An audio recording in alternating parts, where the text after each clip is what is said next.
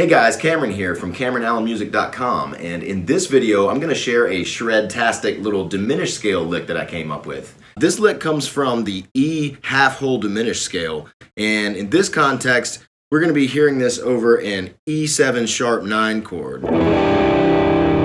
also known as the Hendrix chord. So the half-whole diminished scale is an 8-note scale that is comprised of a series of half steps and whole steps that alternate. So the E half-whole diminished scale would start with E, and as the name implies, it would start with a half step and then have a whole step, and then that sequence would repeat. So we would have E, go up a half step, right, to F, go up a whole step, half step, whole step, half step, whole step, half step, and whole step, until we're back at our root of E. So that's 8 notes altogether. Now, the half-whole diminished scale is a symmetrical scale. It repeats in minor thirds. This lick takes advantage of the symmetrical nature of this diminished scale by starting with a small lick and then sort of spreading it out by connecting it in these different positions. So we're going to be using kind of like one chunk of information in several different places, in 4 different places, in fact, on the fretboard, and to create a long flowing line. This lick starts at the 3rd fret on the D string. We're going to play that with a downstroke and then slide it down to E and then back up. Okay, then we're going to hammer on with the 3rd finger at the G note on the D string at the 5th fret. Okay, and then we're going to play this little G7 type arpeggio. So we're going to have... Okay, so after we've played this G note, we're going to play the B at the 4th fret on the G string, and I'm going to play that with a downstroke, and then I'm going to pluck to play this D note at the 3rd fret on the B string, and then I'm going to hammer that F note on at the 6th fret with my 4th finger. So it's going to be...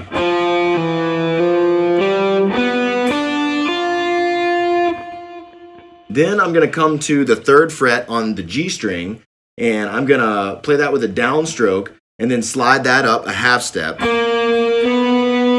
I'm going to hammer on at the 6th fret on the G string. So, and then I'm going to play... Okay, so here I played the E note at the 5th fret on the B string with a downstroke, and then I pluck this G sharp here at the 4th fret on the high E string, and then hammer on this B note at the 7th fret on the high E string. So altogether so far we have...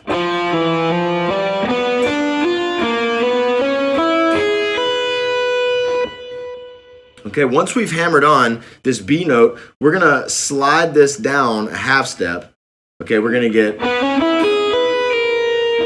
pull that off to the 3rd fret, where our 1st finger is waiting here, and then come down this little sweep arpeggio.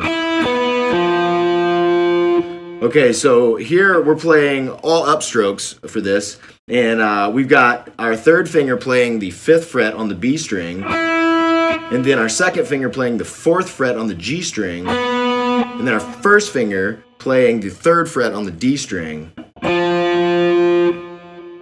Now that is the first full chunk that makes up this longer lick. So what we've learned so far, we're basically going to do that in each of the 4 positions. Now there's a way that we're going to connect them, but first I think it's good to just practice what we've learned so far on its own in each of these 4 positions. Now it's actually a pretty good exercise to loop on its own like this.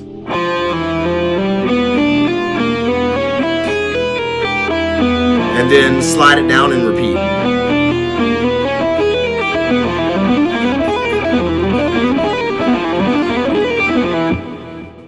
And we can practice that in each of these 4 positions. So remember that this scale repeats in minor thirds. So if our lick started here at the 3rd fret in this first position, then when we're playing it in our next position, we're going to need to start the entire thing up a minor third. So a minor third on the guitar means 3 frets, right?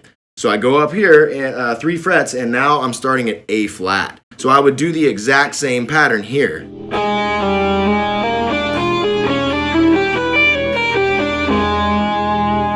And then I could loop the exercise on its own here in this position.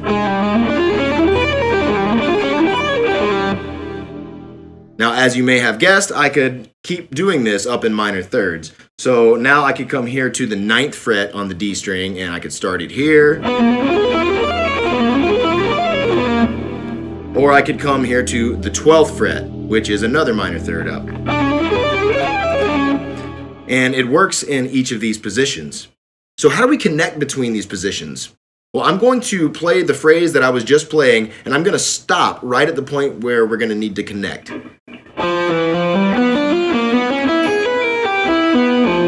So right here, instead of looping the phrase, we're going to slide up a whole step, okay? Then we're going to play a diminished 7th arpeggio. So here, I've just slid up here. I'm at the 5th fret on the D string now. So I'm going to hammer on with my 4th finger to the 8th fret on the D string. Like that. Then I'm going to play the 6th fret on the G string with a downstroke. And I'm using my 2nd finger on the left hand. Okay, and then I'm going to play with my 1st finger the 5th fret on the B string. And I'm going to pluck that and then hammer on to the 8th fret on the B string. So now at this point, I'm going to start this pattern here at this A flat note, which is the 6th fret on the D string.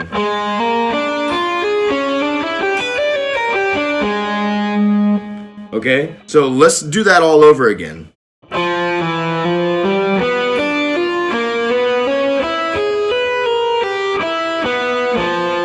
Slide up.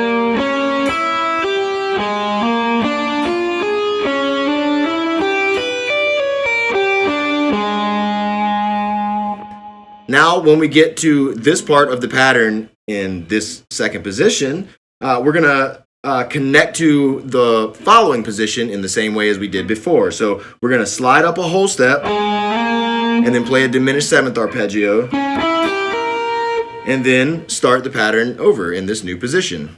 And then we could slide up again. Do the diminished 7th arpeggio, and then now here we are in our last position.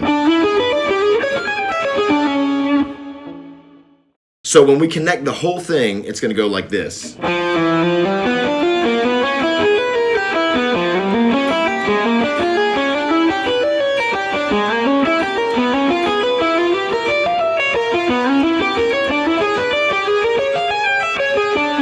Okay, now when we get here, we're gonna slide down to this C sharp at the 11th fret on the D string. Then we're gonna slide it back up to this D note at the 12th fret, right? Then we're going to end with this little E major arpeggio. So this is going to be a little sweep motion for the right hand. So it's going to be all downstrokes. We're going to have the 14th fret on the D string, then the 13th fret on the G string, then the 12th fret on the B string, and the 12th fret on the high E string.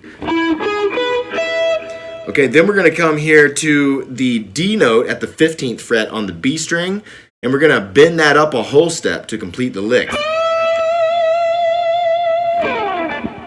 So all together, slowly, we have.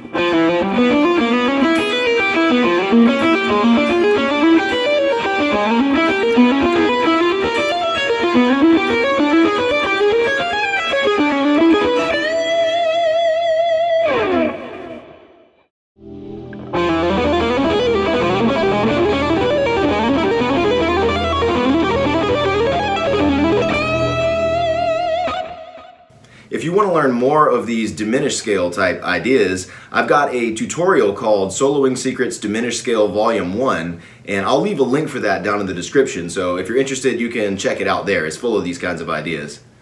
Okay guys, that's all for this video. I hope that you enjoyed it and found it helpful. And if you did, please hit that like button and be sure to subscribe to the channel and hit that little bell icon so that you're notified of new videos I put out when I put them out. Alright you guys, I'll see you in the next video. Until then, you guys take care and happy shredding.